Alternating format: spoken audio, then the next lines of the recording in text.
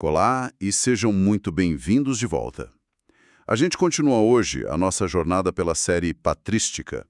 E o mergulho de agora é num verdadeiro gigante do pensamento cristão, que é Santo Agostinho e sua obra monumental, o Comentário aos Salmos. Nós estamos no 9º volume da coleção, mas a obra é tão, mas tão grande que ele foi dividido em 3 partes.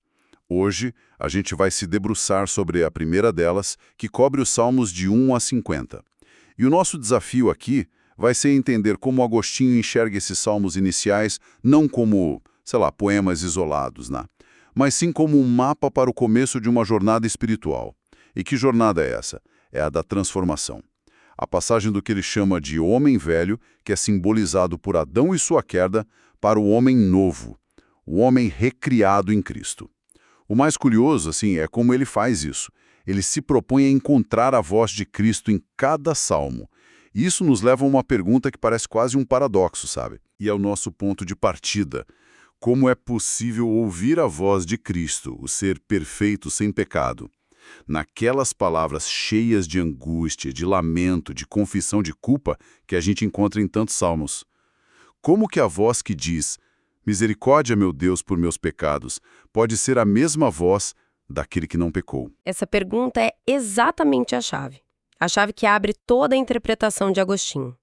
E a resposta que ele oferece é uma das ideias teológicas mais poderosas e belas que ele desenvolveu. O conceito do Christus totus. Christus totus. Ou, em bom português, o Cristo total. Cristo total. Soa grandioso. O que isso significa na prática? Significa que, para Agostinho, é impossível pensar em Cristo isoladamente, sabe? Não existe Cristo, a cabeça, sem o seu corpo, que é a igreja. E quando eu digo igreja, não é para pensar só na instituição. É em cada um dos seus membros, em cada pessoa batizada. Cabeça e corpo formam uma única pessoa mística, o Christus totus. Entendi. E essa pessoa mística tem uma só voz. Certo. Uma pessoa com 2 partes, a cabeça e o corpo. Mas como isso resolve o problema das vozes diferentes, a do santo e a do pecador? É aí que está a genialidade da dinâmica que ele descreve. A cabeça, Cristo, é a parte que salva, que purifica, que intercede por nós sem cessar. O corpo, que somos nós, é a parte que sofre, que geme sob o peso das fraquezas, que clama por perdão. Mas nos Salmos, essas 2 realidades se unem, elas se tornam uma única voz. Quando o salmista diz, Deus meu, por que me abandonaste?", é a voz do corpo sofredor. Mas é uma voz que a cabeça, Cristo, assume para si na cruz. Ele fala por nós e como nós. Espera um pouco, deixa eu ver se eu entendi. Então, quando lemos um salmo de profundo lamento, tipo Salmo 37, que diz que minhas chagas cheiram mal e supuram por causa da minha loucura, Agostinho está dizendo que essa é a voz do corpo da igreja, mas que Cristo, a cabeça, ele não se envergonha dessa voz. Pelo contrário, ele a assume como sua. Ele a faz sua. Exatamente. O exemplo mais forte que Agostinho usa para explicar isso nem vem dos Salmos, vem do livro dos Atos dos Apóstolos. Saulo, que ainda não era Paulo, estava na estrada para Damasco perseguindo os cristãos. Uma luz o derruba e ele ouve uma voz do céu que pergunta: "Saulo, Saulo, por que me persegues?" Mas quem estava sendo perseguido eram os cristãos na terra, né? Cristo já estava glorioso no céu. Precisamente, Cristo não estava sendo apedrejado ou preso, mas ele sentia, na sua glória de cabeça, cada ferida infligida a cada membro do seu corpo. Por que me persegues? Para Agostinho, essa é a prova definitiva do Cristo total. A dor do membro é a dor da cabeça. Isso, o gemido do pecador no Salmo é o gemido que a cabeça assume para apresentar ao Pai. A voz é uma só, porque a pessoa é uma só. Nossa, isso muda completamente a forma de ler os salmos. Eles deixam de ser só a oração de um antigo rei de Israel. Salmo 1. Para Agostinho, o Salmo 1 não é só um poema sobre o homem feliz. É, antes de tudo, a descrição do caminho contrário, o roteiro da queda do homem velho. Ele faz uma análise quase cirúrgica do primeiro versículo. Feliz o homem que não entrou no conselho dos ímpios, não se deteve no caminho dos pecadores, nem se sentou na cátedra pestífera. Ele se foca no negativo, nos nãos. Sim, porque ao descrever o que o homem feliz não fez, o Salmo está, de forma implícita, nos mostrando que o homem infeliz, o homem velho, fez. E Agostinho enxerga aí 3 etapas progressivas da queda. 3 etapas. A primeira é entrou no conselho dos ímpios. Para ele, isso é a sugestão, o consentimento inicial da alma ao mal. É o primeiro passo para longe de Deus. Quase como uma porta que se abre para uma ideia ruim. Exato. O segundo passo, deteve-se no caminho dos pecadores. Aqui a coisa fica mais séria. Deter-se significa parar, permanecer. Não é mais só um pensamento, uma sugestão. É a prática, é o deleite no pecado. A pessoa começa a se sentir confortável ali. Se torna um hábito, é quase a descrição de como um mau hábito se instala, não é? Primeiro a curiosidade, depois a prática e, por fim, qual é o terceiro passo? O terceiro e mais grave. Sentou-se na cátedra pestífera. Sentar-se para Agostinho significa permanência e autoridade. A cátedra é a cadeira do mestre, né? Claro. Então aqui o homem não só peca e gosta do pecado, mas ele se torna um mestre do pecado. Ele se obstina na soberba, defende o erro, ensina aos outros. Se recusa a voltar atrás. É o fundo do poço. Que análise psicológica profunda. E então a jornada espiritual que os Salmos propõem seria o caminho de volta, reverter esses passos. Perfeitamente, a jornada de transformação para o homem novo é desaprender a fazer esse caminho, é aprender a seguir aquele que, como o próprio Salmo 1 descreve, não entrou, não se deteve, não se sentou. O ponto de partida para a cura é justamente esse, reconhecer em qual etapa dessa queda a gente se encontra. É um diagnóstico, sabe? Sem o reconhecimento da doença, não há busca pelo médico. Exato. Faz sentido. Mas encarar essa doença, encarar as próprias falhas de forma tão nua e crua, pode ser um caminho de muita angústia. Eu imagino que, para muitas pessoas, a primeira reação ao se ver nesse caminho dos pecadores seria o desespero. Mas para Agostinho parece ser o contrário. É exatamente o contrário. Para ele, o momento em que a alma se reconhece doente é o primeiro momento de esperança, porque é o momento em que ela pode finalmente clamar pelo médico. E Agostinho ilustra isso de uma forma maravilhosa no comentário dele ao Salmo 31. O que ele diz lá? O salmista, em um dado momento, toma uma decisão e declara: disse, confessarei contra mim mesmo ao Senhor a minha injustiça. Presta atenção no que Agostinho destaca aqui. O salmista apenas disse em seu coração. Ele tomou a decisão interior de confessar. Só a decisão interior. Isso. E qual é a resposta imediata de Deus que o salmista registra logo em seguida? E tu perdoaste a impiedade de meu coração. Quer dizer, o perdão veio antes mesmo que as palavras saíssem da boca. Só pela decisão interior.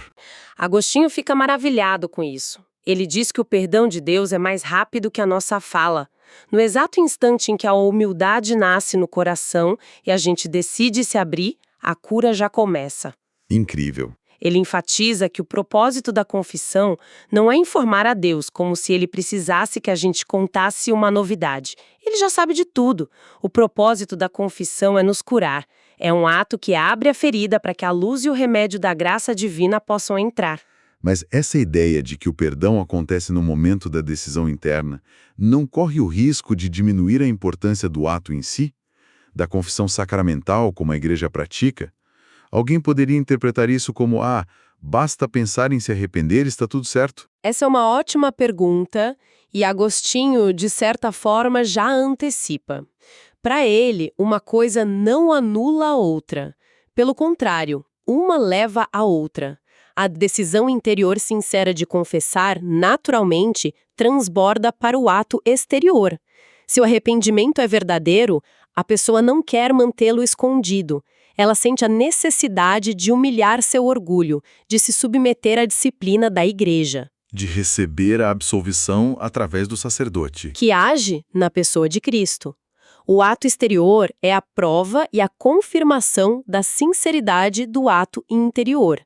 Não são coisas opostas, mas 2 momentos do mesmo movimento de cura. Entendi. O de dentro gera o de fora. E o que é impressionante é a gente ver essa teologia tão detalhada, sabe, tão alinhada com o que o catolicismo ensina até hoje, sendo escrita há tanto tempo. Exato. É bom a gente sempre se lembrar do contexto. Agostinho está escrevendo isso por volta do ano 400 depois de Cristo. Menos de 4 séculos após a ressurreição. Pois é. E já encontramos aqui a base do pensamento católico sobre a penitência, o papel da contrição interior, a necessidade da confissão, a certeza do perdão pela misericórdia de Deus. Isso mostra que não são tipo invenções medievais ou tardias, mas práticas e entendimentos com raízes muito, muito profundas na vida da igreja primitiva. Se essa jornada de penitência é o fio condutor e a confissão é o mecanismo de cura, imagino que Agostinho encontre um ponto alto, um clímax, dessa primeira parte da caminhada nos Salmos. E me parece que ele encontra isso no Salmo penitencial por excelência, né? O Salmo 50. Sem dúvida. O Salmo 50, o famoso Miserere, é o ápice absoluto desta primeira etapa da jornada. Se os salmos anteriores diagnosticaram a doença e mostraram o remédio da confissão, o Salmo 50 ensina qual é a oferta, o sacrifício que realmente agrada a Deus e efetiva essa cura. E que sacrifício é esse? Porque a gente vem de uma tradição no Antigo Testamento de sacrifícios de animais, holocaustos, rituais complexos. E Agostinho vê no Salmo 50 uma revolução espiritual. O salmista diz: "Pois não te agrada o sacrifício, e se oferta um holocausto, não o aceitas." E logo em seguida ele revela o que Deus realmente quer. Que é? Sacrifício a Deus é o espírito contrito. Ao coração arrependido e humilhado, ó Deus, não desprezas. Então o que Agostinho está dizendo é que Deus não está interessado em rituais externos se o motor interno, o coração, não estiver alinhado. Que todo o aparato do templo, sem isso, se torna vazio. Exatamente. A grande oferta, o verdadeiro sacrifício que Deus espera de nós, não é algo externo a nós, como um cordeiro ou um boi. É a oferta de nós mesmos. Mais especificamente, a oferta da parte mais ferida de nós. Nosso orgulho quebrado, nosso coração que reconhece sua miséria e se arrepende. Para Agostinho, um coração contrito, que significa moído, quebrantado e humilhado pela dor do pecado, mas que ao mesmo tempo confia na misericórdia, é o aroma mais agradável que pode subir ao céu. E isso se conecta diretamente com a ideia de transformação do homem velho para o homem novo, certo? Diretamente, é o ponto central, porque o Salmo não para na confissão da culpa, ele avança para um pedido audacioso. Cria em mim, ó Deus, um coração puro, e renova em minhas entranhas um espírito reto. Agostinho vê aqui o grito do homem velho, que ao olhar para sua própria desordem, percebe que não consegue se consertar sozinho. Ele não pede para Deus remendar o coração. Não, ele não pede para melhorar o coração que ele tem, ele pede a Deus para criar um novo. É um reconhecimento de total dependência. Tipo, eu fiz essa bagunça e só o Criador original pode fazer de novo, do zero. Perfeito, é a humildade radical de quem diz: o que eu fiz de mim mesmo foi ruína. Agora, Senhor, recria-me segundo a tua vontade. E esse pedido de ser recriado é o exato momento em que a transformação no homem novo começa a acontecer. Por isso, essa fase de penitência para Agostinho não tem nada a ver com desespero ou autoflagelação.